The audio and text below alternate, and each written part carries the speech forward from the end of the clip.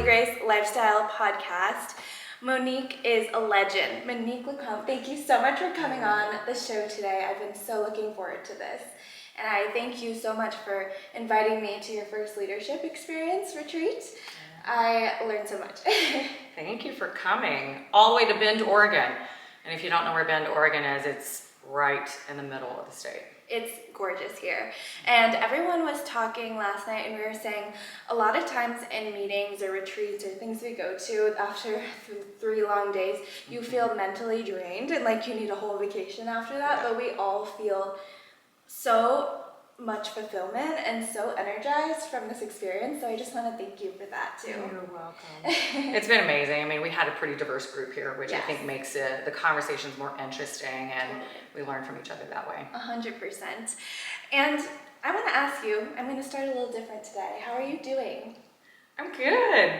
Yeah, I think it's been a long couple of days. You know, this is our first retreat here in Bend, and so I think it's just a lot of preparation and a lot of things that you have to think about because it's the first time that you're doing it. So I think we've got a good roadmap for the future, which is going to be exciting. And it's also a product that we can export and go internationally with. Yes, I'm so excited for you. And what would you say defines your lifestyle? My lifestyle, I think most people that know me would say that I have a high sense of integrity. I think that came pretty early on in life with my upbringing in the Southern Baptist Church and going to the Prattville YMCA. And I think, you know, I had a mother who had a big heart. So I think kindness is definitely the two kind of orbits around my life. Yeah.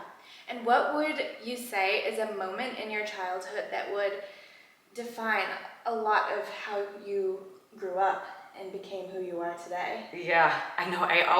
We always reference when I was 7 years old because I think it was kind of a defining moment. We had been going to a private Southern Baptist school for the first 2 years. And when I say we, I mean my sister and I had gone for 2 years to a Southern Baptist private school in Prattville, Alabama. And then we got transferred to public schools, which was a huge shift. And so I think at age 7, you know, this was the early 80s, and a lot of people who are listening to this and probably were my age in the early 80s were latchkey kids, which meant you had a key around your neck because your parents weren't going to be at home when you got there. And so I think that gave us a lot of, or gave me a lot of independence at 7. I had a sister that was 14 months younger. And so, you know, we get on the bus at 6 o'clock in the morning and we were the first kids to get picked up, the last kids to get dropped off. We would go to school, get our free breakfast, and I'd drop my sister off at school and then come back. So yeah, early childhood was a quick entree into being an adult, really. You grew up fast. Yes. Yes, and you're the older sister, which I totally understand that dynamic. And meeting your family has been so nice to see. And you've just been really a rock and like that for your family, which I think is so amazing, and it makes you an amazing leader in the corporate world and in this new venture because you're able to have that outside and just really understand things in a big picture way, which is amazing. And I have a picture, which you showed me, but I'm going to show you. So you mentioned 7 years old, and this is about 7-8 years later, when you're 15, 16. What would you tell this girl today? Her. Well, she was already living on her own pretty much. So this is a picture of me when I was 16. I had moved to Alaska. I unfortunately wound up living with a lot of different friends at that point in time for some family circumstances. But I think I kind of knew, I probably didn't even think I was going to college at that point, quite frankly. I just thought I need to start working. I need to start making money. And so, at age 16, living in Alaska, which is a totally different experience than growing up in Alabama and being pretty alone during a time, your senior year of high school was quite interesting. But, I would tell her, like, she's got this, for sure. I love that. And you've always had this amazing spirit in you, like I think a lot of us have here growing up. We just knew we were meant for something greater in life. And you told me when I got here, you don't choose leadership, sometimes it chooses you. So did you feel that as a child? Yes, I think leadership in general, I mean, no one you don't have an event like, hey, you're going to be a leader in this scenario. I think, things happen and you either, it's the fight, flight, or freeze, but it's those moments where you just need to transition and own it. And I think that, I look at I go back to whenever I was a lifeguard, it's just that instinct of like, oh my gosh, I need to save this person, or wow, they need CPR, and some people freeze and some people go into doer mode. And I think I've just always been the person who, I don't know, maybe I would have been a good ER doctor or something as well. I love a good problem to fix. Yes, we love that.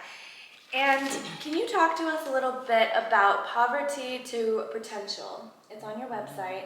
It's a big part of your story. It is. We grew up on welfare. I grew up on welfare for the first 18 years of my life. We lived in rural Alabama. I was a single mother with 3 children, and I think that was really tough. And I think that you can choose to learn and grow from things and better yourself. But for me, poverty to potential was around education. And so I always believed in education. I was always hungry to learn different things. I think maybe part of that comes from my competitive nature. But went on to college at Auburn University and just continued to thrive there, learning and growing as much as I could, because I knew that the way out for me was to just learn, get an education that would allow me to move on and do different things in my life. And you mentioned in the leadership retreat, when you start here, there's a big trajectory for you to grow and take your life in, but then maybe when you're privileged and you have this linear path, the growth rate is a little bit slower. Yeah, or not even slower. It's really, so I don't know if anyone's read Adam Grant's new book, Hidden Potential, but it's like your possibility for potential. If you come from nothing and you haven't had all these things that were already kind of predefined for you, you didn't have to learn all that. Like you just were. And so that's where I think that whenever you are learning and you're coming from nothing, you have so much further to go on that path in life, which is amazing.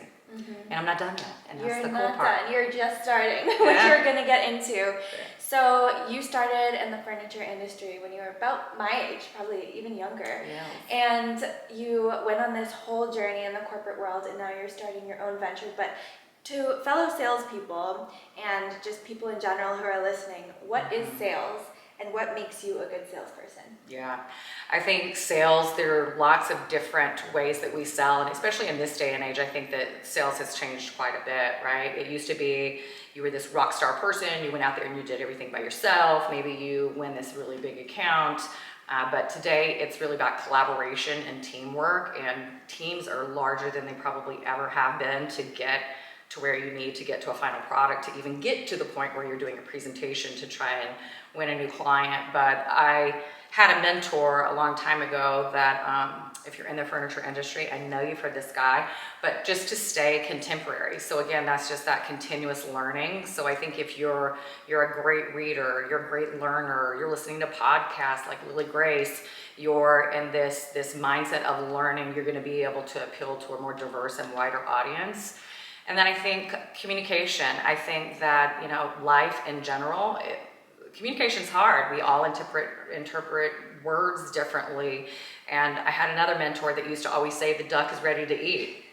What does that mean? Do I have a pet duck, or is, Puddles, the mascot for the University of Oregon, ready for some snacks? Those are two very different things with the same statement. So yeah, I would say staying contemporary, communication, and actually first would be understanding what your client really needs. You got to ask a lot of questions and get to a point where you can come with the right solution. Every time you put a proposal together, it's going to be customized to that client, just because no one has the same set of issues and challenges within an organization. And how would you say that your sales journey has shifted? You talk about staying contemporary, and I feel like a lot of people in your shoes are just doing it the same way they did 25, 30 years ago. But how are you able to shift and move with technology and fill in that generation gap as we've been talking about?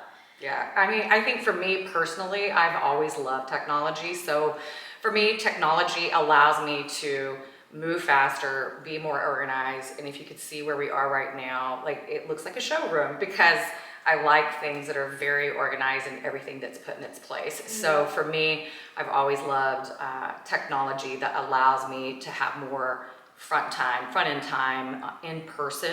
So there's always this balance. I think so many times today we're stuck in front of our computers, we're sending emails, we've got the salespeople who are blasting off emails at 2 o'clock in the morning, they weren't proofread, and we just run into some different challenges that way because now we've got this 24/7 world that we work in. But yeah, for me, technology is my key to success. Amazing. And you talk a lot about integrity. What would you say that means to you, and how do you demonstrate that in your personal life and in your business life? Yeah, it's just who I am. I think you do what you say you're going to do. I think so many times we wind up in sessions or brainstorming or promises, and I call it like the flaky Pacific Northwest. I think that there's there are different types of people that show up, and so if I say something that I make a promise to you, then I'm going to do that. And to me, it's do what you say you're going to do. Yeah. It's pretty basic. And how do you hold people accountable, would you say? How do I hold people accountable?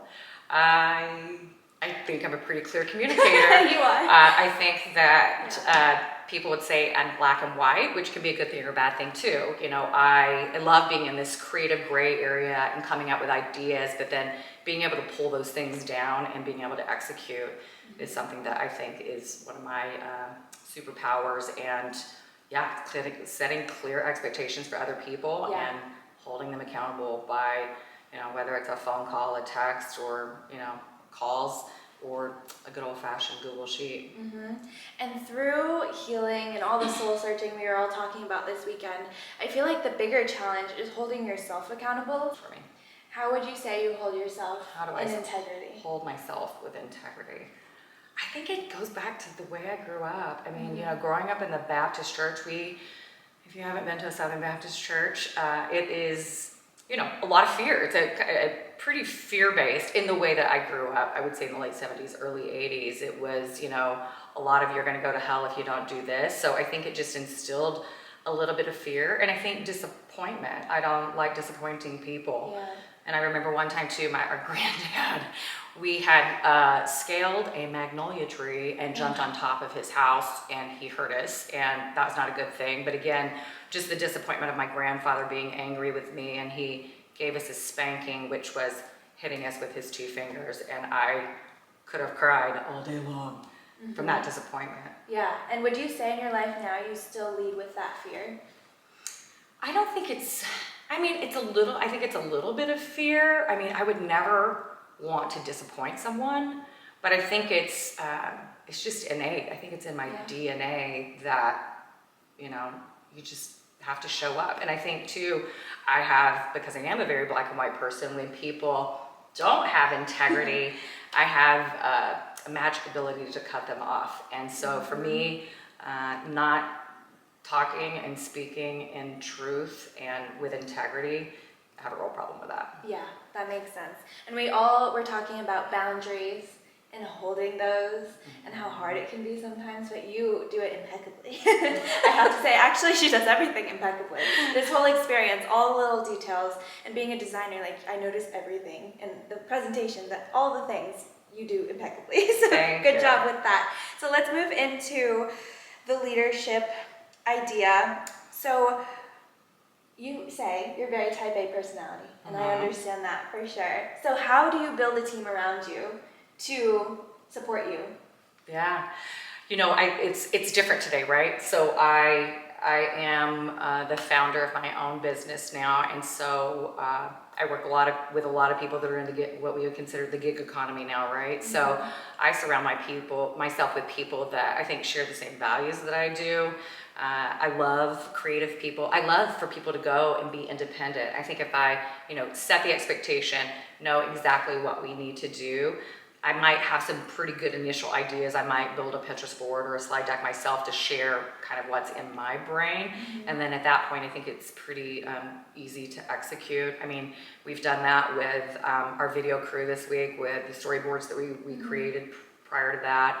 I have an amazing graphic designer who helps me out with a lot of things, and then our chief optimist who pretty much picks up the rest of the pieces. So building that team today versus what I would have done is different, but I think the more diverse, the better. I love diversity of thought. I love that. And that's why I'm so appreciative to be here, because being one of the youngest in the room, it happens a lot to me. Clarification, the youngest. Yeah, no, but I just am so grateful because I felt sometimes it's like, oh, you're just 25, like, why are you here, things like that, but I did not feel like that whatsoever. And learning from people who are 10 steps ahead of me, I find it so valuable, and that's why these podcasts are so valuable, because you're able to have these conversations and share them with the world, whereas back in the day they'd be behind the scenes and no one would understand or even comprehend what could happen. But I had a similar experience. I mean, when I started out in the furniture industry, I was 22 years old, and I wanted to be in sales so bad. And it was kind of like, you need to learn some things before you start doing that. And quickly, I mean, probably 9 months into that role, I wound up in sales, but I worked in an organization that was almost all female, and everyone was 20, 25, 30 years older than me. So I think that's where I got a lot of early learning, was being able to learn from people who had had all this experience in sales. And, I would show them what I was working on, and they're like, don't do this, do that, do this, just to save you from yourself. But that's how we all learn, right? Like, we have to learn through experience. And can you talk about the experience economy? I know that's an exciting topic. Yes, I love the experience economy. So I don't know if you guys have read the book. It's been out now for almost 25 years, but we had gone through a society that was based on commodities 100 plus years ago. We were farmers, we bartered, it was an agrarian society. Then we moved into what we would consider more the services industry, which came along through the Industrial Revolution.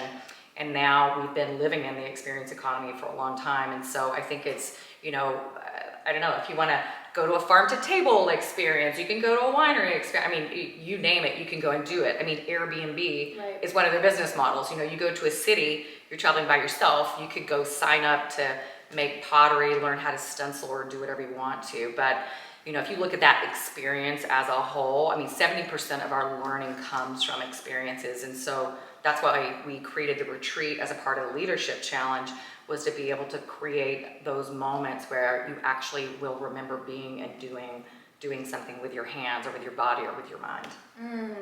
So we're going to dig into now the leadership challenge and your journey of opening your own business. What was the catalyst that made you want to go off on your own? Yeah, I was turning 50 last year. Not turning 50. I turned 50 last year. And I just thought, what is the next, what is it? I started thinking a lot about a past mentor of mine, and what would I have done? What would I do differently, or if I had a conversation with her? And so I had been lucky enough to go through the leadership challenge when I was 32 at Herman Miller, which then, I just always say that was one of the golden ages of my career, because we had so much training. I mean, it was this fast track into leadership. I was 32 years old. I was in a global accounts program.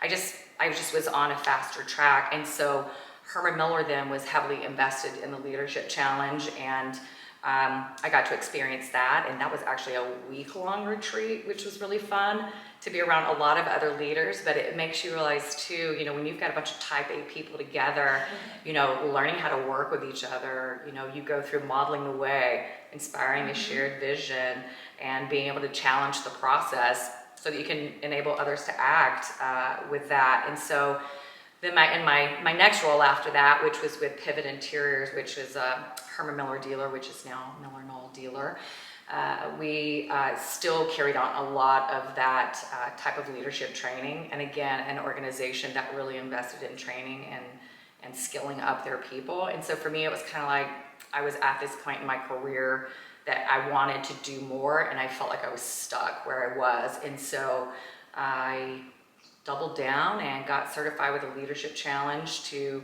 be able to facilitate that workshop and training, and then also to be a Leadership Challenge coach as well. So I'm excited to continue on. So I've now officially been through the leadership challenge 3 times myself, which has Amazing. been a lot of fun. That's so cool. In college, I touched on the fact that I started to immerse myself in the leadership challenge. And when I was flipping through the book, I was like, oh, this sounds quite familiar. It sparked another memory of that throughout college for me. And I think it's so interesting. Can you talk about leadership being backed by evidence and science and logistics, all the things you and I love? Because it's not just something that is willy-nilly. Yeah. There's facts behind it. Yeah, so Jim Kouzes and Barry Posner went to the University of Santa Clara and created what is now called the Leadership Challenge. And so this was based on what they had discovered were 5 practices and 30 behaviors of great leaders and what that was comprised of. And so you go through an evaluation in the beginning called the Leadership Practices Inventory.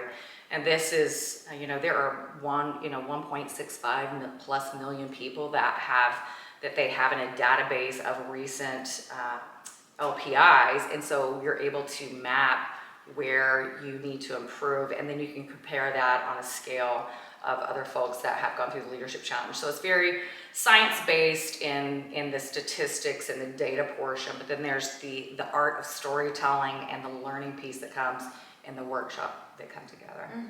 So it was an amazing experience to see what you thought of yourself and how it correlated to how people thought of you. And for the numbers and the ratings, if you had a big gap, you're like, oh, maybe I have to look into that to make sure I'm facilitating and acting in the way that others see me versus how I see myself. So I think it's an amazing way to really have awareness. Self-awareness is key. And let's talk about elevating others. Well, I'm going to stop for a second because it's really about frequency. So we all do these behaviors all day long. We just maybe don't do it in frequency with certain people or certain teams. And so I think that's the key piece to that is that we're doing these things all the time. We just might not be doing it frequently enough. Right. Because your direct reports fill out the survey, your managers fill out the survey, maybe friends and family. So it's just this whole 360 view, which is amazing. Yeah. Really cool. Yeah. And who was a mentor or an inspiration that really helped you start your own business and this new venture of elevating others? Gosh, who helped me? I'm going to be Niecy Nash. Help me. No, I have had a lot of mentors over time, and actually PJ Anderson, who I'm sure will watch this, has been a great mentor of mine over the years. She's someone I met in my early 30s, and I learned a lot from as well. So yeah, she's been in the background. I've got a cast of characters in the background that have been working with me, and my good friend Kathleen Neary and Paula, who used to report into me. We kind of mapped this out together and like where does this go? So I have a lot of mentors and a lot of friends that have given me really good feedback as we've been setting this up. Yes, and I think the beautiful thing is that because you're such a leader and have built such a community of support around you, we're all cheering for you. We're all your cheerleaders and want to help in any way we can and build you up to be this amazing thing, because the sky's the limit, girl.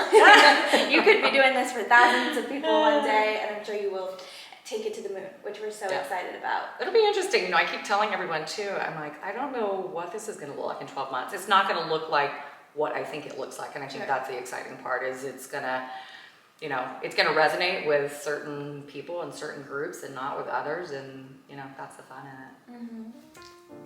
Thank you so much for tuning in to this podcast episode. Without you, I would not be where I am today. If you haven't already, please subscribe, like, and follow the podcast. And if you haven't already checked out my vlog formatted videos, please do. There I show exclusive behind the scenes on my lifestyle, my routines, my travels, friends, business, relationships, etc. And it's the more laid back, low-key version of the life. Stay tuned for more, and thank you so much again. And let's get back into this amazing episode. And elevating others, where did that come from and what does that mean to you? Yes. So, I didn't want to name the business a name. I don't think that I'm there yet. And when I started thinking about it, the more people that I talk to, they're like, well, I know you. And I already had my domain name, which was for a photography site that I used to have. And so I'm like, it's just going to be Monique Lecomte, right? And so then I was thinking about taglines, and I had kind of a running list of 50 different taglines. And the reality is it's always been about elevating others, and the others didn't really resonate. And it was always the one that was at the bottom of my list. So I would read this list to everyone. And as soon as I would go down, everybody's like, that's it. The last one that I said, I'm like, okay, great. Yeah. Here I am, That's on amazing. to something. And can you talk to us about what you envision for the future and what types of services and consulting and all the things that you're gonna... Yeah, I mean, if you were to go and look at my website, it's going to say, 2-day workshop, leadership challenge, and then it's going to talk about coaching. And then we've got the retreats on a separate website page. But really, the leadership challenge isn't just a 2-day experience. I mean, it's a workshop that you go to that creates a foundation. But the reality is, I've talked to a lot of folks. I mean, it could be a 1-2 year engagement depending on where the organization is, from a mission, vision, and value statement. What does the business plan look like? Is someone transitioning a business? Do we need to skill people up? Do we have people that we just threw into management? Which I think is an epidemic right now. I think we've got a lot of millennials in positions. I mean, when you think about the workforce, 75% of the workforce will be millennials here pretty soon, and 69% don't think that they're being invested in or have the right skills to do the job that they're doing right now from a leadership standpoint. So, so as far as services, I mean, it's going to be teaming with a lot of people that I already know. I've been asked to facilitate board meetings, which I think is a lot of fun, and so I've done that a couple times. And I think the retreats are going to be interesting because I think that was something that, as I went out and started speaking to people, I think that's what resonated with others. And so, I don't know, it'll be interesting. I think it's just going to morph and change, and it'll be a combination of all of those things. Yeah. And a couple points there. The retreats are amazing because it's all about human connection. And I think there are 2 movements going on right now, one being AI and technology, and one being human connection. And I think you can play into both in different ways, but something that AI will never do is create human connection in real life, in person, energy, flow, which is amazing. So I feel like bringing people together is something that you just cannot do online. Get the same results. And can you talk to that a little bit? Because the retreats are not just retreats. I feel like it's a whole social. It's a work, it is a workshop with, I would say, with retreat elements to it. Again, there are a lot of statistics out there around wellness right now as well. And there was a study last year that was conducted, and 70% of the C-suite is burnout and ready to quit. That's a problem. I think that we came through, COVID. I think we're all sick of talking about it, but we're coming up on 4 years. And I think some people have still just not re-engaged. They haven't done things in person. They don't want to go back to the office, but they probably need to go back to the office so that they can feel connected. I think we are, you read a lot of articles around this right now. It's the age of loneliness. People are really lonely and not connecting with people. And so, again, it was when I was speaking to other people, the retreat idea came from just the statistics. I kept reading and reading and reading and reading. And, I love being around people, and I love connecting people, which is, again, something that I do all the time. And so, I thought, how can you create the leadership challenge in a different way and incorporate some really interesting wellness components to it as well? For instance, we did a sound bath, which was amazing. That was my first one. I do a lot of yoga now, but the sound bath made me cry. Like, I came to a lot of realizations there and let a lot of things go. We did some roll and release with Jen, which was amazing, some yoga, and we went on a hike, a very a snowy hike. Snowy hike. So it was an amazing experience to be outdoors, indoors, moving around. Like I said at the beginning, no draining, no bored moment. It was just all so engaging. And hearing people's stories, I think, was one of my favorite moments when we were talking about our best leadership moment experience and then our worst, or a challenge that we challenge have. that we need to build. Yeah, exactly. So I thought that was really impactful overall. So that's great. And can you talk about the character revolution? Yes. I didn't invent it. Adam Grant did. Can you tell that I'm an Adam Grant fan? We love him. Yes, we all love him. Yeah, I mean, we were talking about AI earlier. I mean, that is the reality. I think, again, talk about fear. I think there are a lot of people living in fear right now. You know, we still have layoffs happening. And I think that people think that AI is going to replace their jobs. And that's just not the reality. I think it will enhance what they do and allow them, again, to connect with people in a different way. So yeah, I agree with Adam Grant. We're in a character revolution, and I think that's where, you know, things like the leadership challenge or other training that needs to kind of come back in person to the workspace, I think is really important. Totally. And we talk a lot about the leadership gap and how a lot of people my parents' age are just about to retire, the boomers, and then the Gen Zers and the Millennials are coming right up there, and there's not a lot of people in between. No, that would be Gen X. There aren't a lot of us. So yeah, it's almost like we've got, you know, the big gap with the boomers, and then there aren't a lot of us. And so I think that's where we see, again, too, you know, a lot of millennials getting, you know, moving into other positions maybe quicker than they normally would. I don't know that's a statistic, but that's just a gut feeling. Yeah, I see it a lot. All of a sudden they're a principal or like a senior associate, or it's like, oh wow, that's great though, I think, because it really helps people elevate their lives and their careers. Well, it's a challenge. That's the challenge, right? You know, figuring out how to lead other people. Totally. And when it comes to the significant shift from your perspective in our society, how would you describe that? Ooh, the shift in society. Give me a little more. Sure. What do you want from me? Commodities, like we talked about the agrarian society and shifting, Yeah. we talked about technology and AI. But when it comes to the different economic drivers, what is one that you see really affecting your experience and leadership economy? What's the struggle? I think it's probably just finding it. You know, I think what it really goes back to is, again, I talked about my career. I think there was a push of information, right?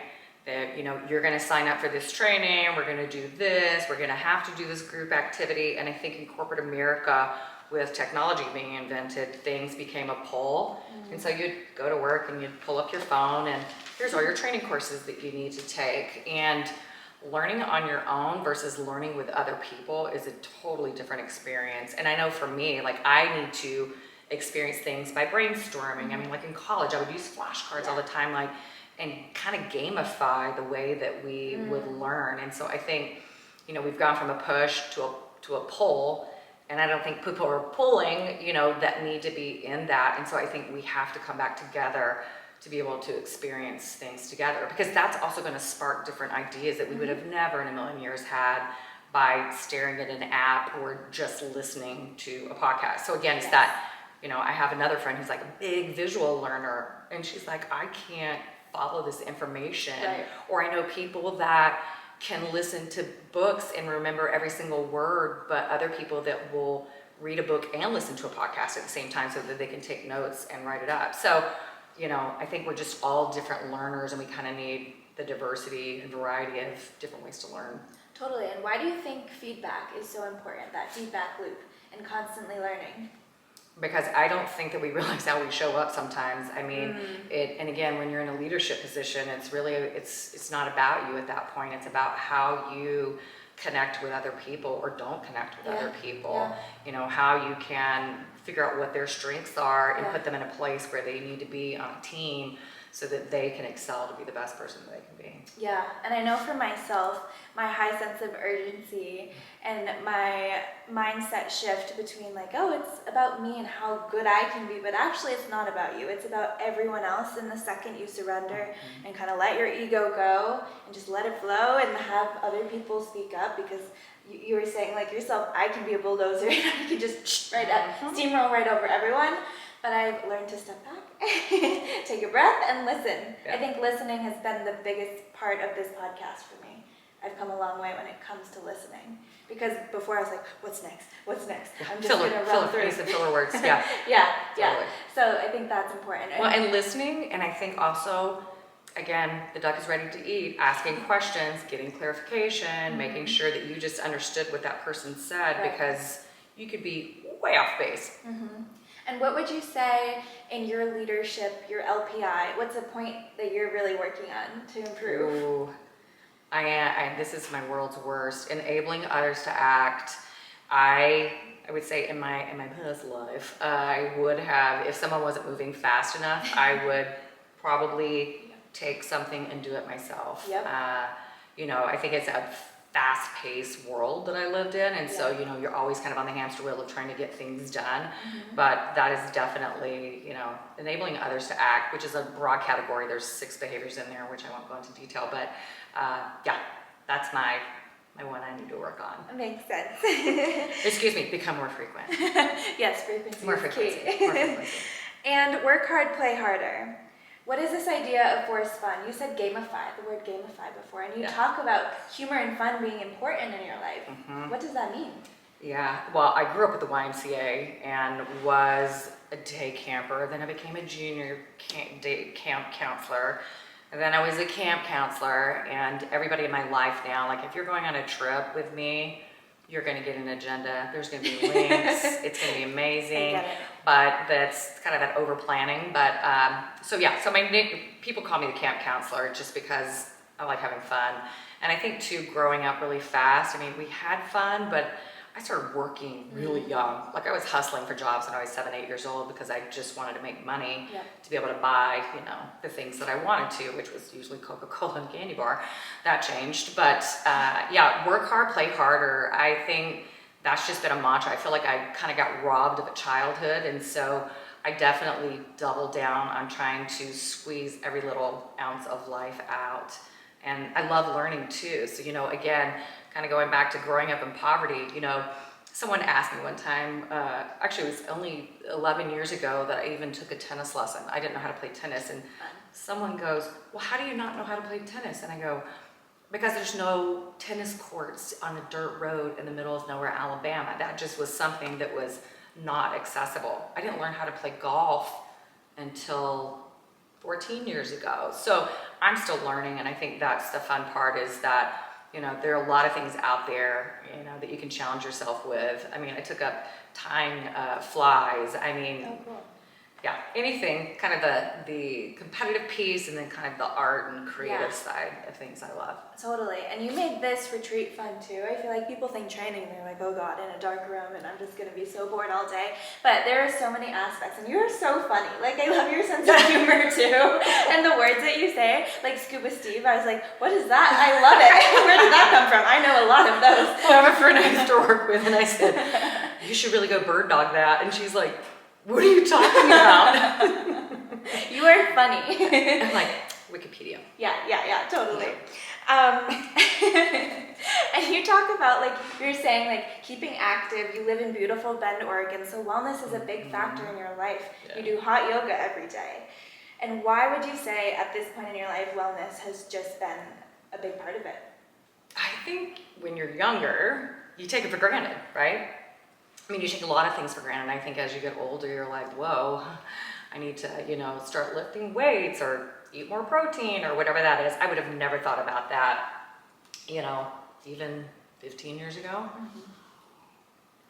So yeah, so the wellness piece, you know, I've always loved hiking.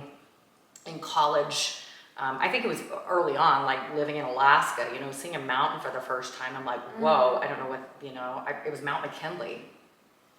You know, highest elevation point in North America. So, you know, seeing things like that, again, like leave deep impressions on your life. And so for me, we lived in the woods too. So we lived in a pine forest in Alabama and we would track all over the place and build forts and take potato sacks and slide down straw hills. So, you know, we were pretty active as kids, but I think too, when you start working, you kind of get more sedentary early in life. And so, Yeah, I mean, we mountain bike, we golf, we road bike, we do hot yoga, and we hike our faces off here, which is a lot of fun. I love that. And now that you have your own business, are you good about leaving space and time for yourself in your personal life, or are you still working on that? Yeah, no, I mean, I do things I would have never done, right? Like, I mean, I know during COVID, I think people have shifted the way that they work out and do things, or really taking a lunch to go work out. Yeah. So yeah, I try to I'm an early bird, so I get up super early in the morning. So I've already worked 6 hours before I take off and do anything. But yeah, I'll go do hot yoga or I'll go for a hike. I mean, we can literally walk out, if you guys can see where we are. It's beautiful. We've got a massive trail system here in Bend, so it's pretty easy to jump on a trail and be off somewhere else pretty quick. That's amazing. I'm so happy for you. It feels like a really exciting next step. And it seems like it totally makes sense with your whole life story. Going like this and winding and shifting, but you just have an amazing energy and your reputation precedes you, and I'm so excited to see what's next. You know what it is? It's one of these things where I thought, before I did this, I thought, man, I'm gonna start, I had this idea for a lifestyle brand, and I was like, well, is it a store? Is it this? Is it that?